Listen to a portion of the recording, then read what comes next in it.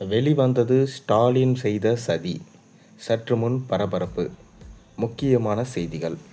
அதிமுகவில் இருந்து முக்கியமான தலைவர்களில் ஒருவரான செங்கோட்டையன் நீக்கப்பட்டிருப்பது கொங்கு மண்டலத்தில் அதிமுகவுக்கு பின்னடைவை ஏற்படுத்தி உள்ளதா பார்க்கப்படுகிறது.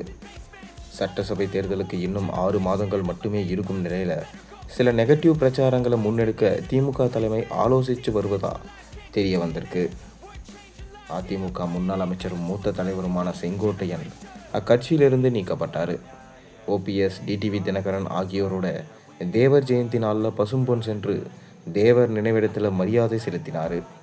இதன்பின் செங்கோட்டையனை நீக்குவதற்காக எடப்பாடி பழனிசாமி அறிவித்தார். இதையடுத்து செய்தியாளர்களை சந்தித்து செங்கோட்டையன் பேசுகையில், துரோகத்திற்கான நோபல் பரிசு கொடுத்தா அதனை பெறுவதற்கு எடப்பாடி பழனிசாமியே தகுதியானவர் என்று தெரிவித்தார்.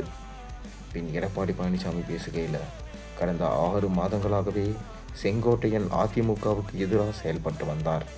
கட்சியின் கட்டுப்பாட்டை மீறியதால் நடவடிக்கை எடுக்கப்பட்டிருக்கிறதா தெரிவித்தார். கடந்த சட்டசபை தேர்தலில் கொங்கு மண்டலத்தில் அதிமுக பெரும்பாலான தொகுதிகளில் வெற்றி பெற்றது.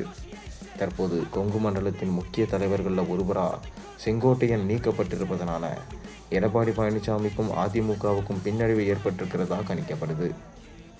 செங்கோட்டையன் நீக்கியதற்கு முக்கிய காரணமே தலைமை பலவீனமாக இருக்கிறது என்று யாரும் கூறிவிடக்கூடாது என்பதற்காக தான் என்று கூறப்படுகிறது. அதே போல் கொங்கு மண்டலத்தில் செங்கோட்டையனை வைத்து சில மாஜிக்கள் பல்ஸ் பார்த்திருக்கிறாங்க. அவர்களுக்கு விடுக்கப்பட்ட எச்சரிக்கையாகவும் இந்த நடவடிக்கை அமைஞ்சிருக்கு.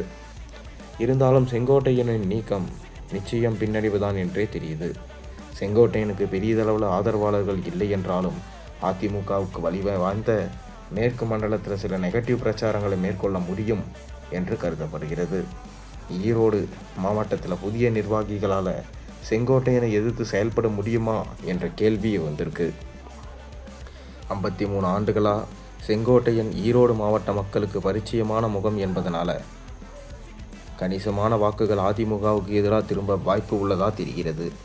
ஏற்கனவே அமைச்சர் முத்துசாமி ஈரோடு மாவட்டம் தீவிரமாக பணியாற்றி வருவதால் இந்த தேர்தலில் திமுக செங்கோட்டையன் பிரச்சனையை வைத்து கூடுதல் தொகுதிகளை கைப்பற்ற முடிவு எடுத்து பணியாற்றுவது நிச்சயம் என்பது தெரிய வந்திருக்கு.